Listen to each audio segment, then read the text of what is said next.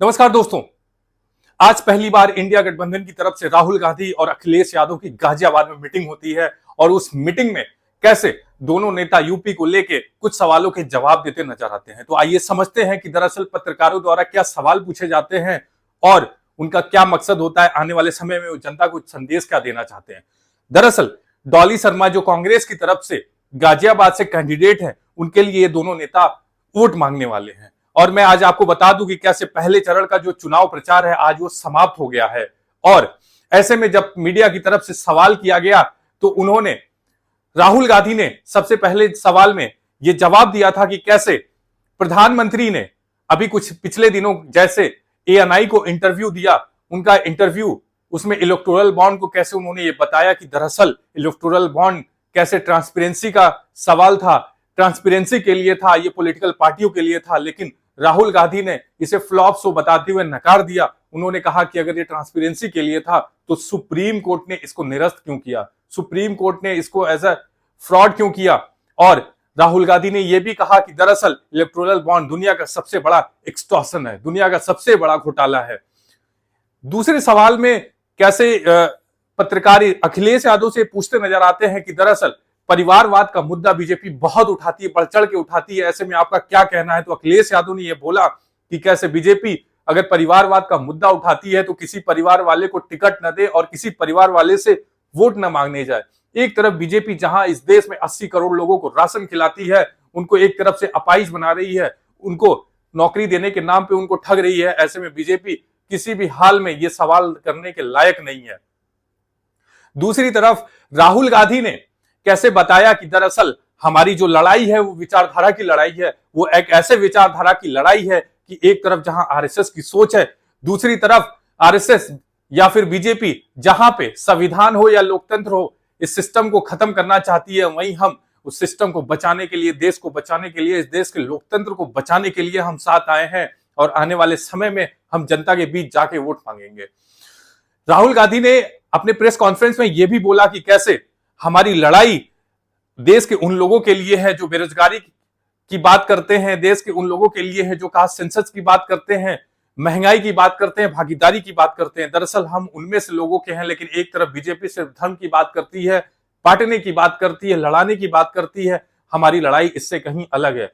ठीक उसी पत्रकार की तरफ से जब ये पूछा गया कि इस बार बीजेपी के कितने सीट आने वाले हैं, तो राहुल गांधी ने जवाब दिया कि कैसे अभी कुछ दिन पहले बीजेपी की मुझे लग रहा था कि 180 सीटें आ जाएंगी, लेकिन इस बार बीजेपी 150 सीटों पे सिमटती हुई नजर आ रही है। लेकिन एक सबसे बड़ा सवाल जब राहुल गांधी से यह पूछा गया कि दरअसल अमेठी को लेके आपकी क्या राय है, तो उन्होंने इस सवाल को बीजेपी का सवाल बताते हुए थोड़ा सा उस पर नकार दिया, लेकिन उस पर उन्होंने जवाब दिया कि ये दरअसल हमारी सीडब्ल्यूसी की बैठक में निर्णय होगा और उसके बाद हम तय करेंगे कि क्या करना है। लेकिन मैं आपको बता दूं कि दरअसल ये बीजेपी का सवाल नहीं था, ये सवाल ये जनता का सवाल था कि कैसे एक समय में कांग्रेस के लिए यूपी में 4 सीटें, लोकसभा सीटें उसका गढ़ हुआ करती थी, फूलपुर, इलाहाबाद, अमेठी और रायबरेली। लेकिन कैसे जो है कांग्रेस ने फूलपुर और इलाहाबाद खो दिया। लेकिन अभी आपने देखा था कि कैसे अमेठी में 2019 में स्मृति ईरानी ने राहुल गांधी को हरा दिया था और उस हराने के बाद राहुल गांधी वायनाड चले गए थे। लेकिन इस बार जो रायबरेली की सीट राज्यसभा जाने से सोनिया गांधी के खाली हुई, अभी वहां पे भी नाम की घोषणा नहीं हुई। लेकिन मैं आपको बता दूं कि जिस दिन ये नाम की घोषणा होगी उस दिन बीजेपी के लिए दरअसल वहां पे जीतना कांग्रेस के लिए ये आसान नहीं है, क्योंकि एक तरफ स्मृति ईरानी बहुत मजबूती से हमलावर हैं और जिस दिन राहुल गांधी के नाम का ऐलान अगर हो जाएगा, प्रधानमंत्री अपनी पूरी ऊर्जा लगा देंगे। ऐसे में कांग्रेस जो यूपी को लेके मजबूती नहीं दिखा रही है, यूपी को लेके जो बिल्कुल भी तैयार नहीं है, आने वाले समय में क्या आपको लगता है कि कांग्रेस वहां पे लड़ाई करते हुए नजर आएगी? दरअसल ये कांग्रेस का रवैया लोगों के बीच एक निगेटिव मैसेज को ले जाएगा। और हमने ये भी देखा था कि कैसे रॉबर्ट वाड्रा ये कहते हुए नजर आ रहे हैं कि मुझे अमेठी की जनता पुकार रही है और मुझे अगर मौका मिला या फिर पार्टी की तरफ से मुझे बोला गया तो मैं चुनाव लड़ने को तैयार हूं।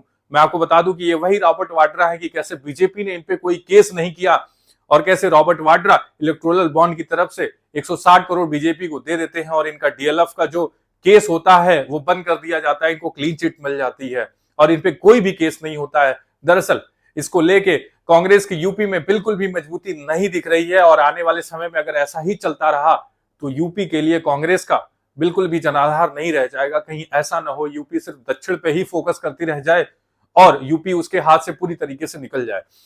वहीं पे हमने ये देखा कि कैसे अखिलेश यादव बड़ी मजबूती के साथ वो लगे हुए हैं, क्योंकि उनको पता है कि आने वाले समय में कैसे बीजेपी पूरी तैयारी से लगी हुई है। एक तरफ बीजेपी के साथ पूरा जहां पे वो साम दाम दंड भेद के साथ लगी हुई है, वहीं पे हमारी मजबूती कहीं ना कहीं जनता के बीच उत्साह भरेगी, कार्यकर्ताओं के बीच उत्साह भरेगी।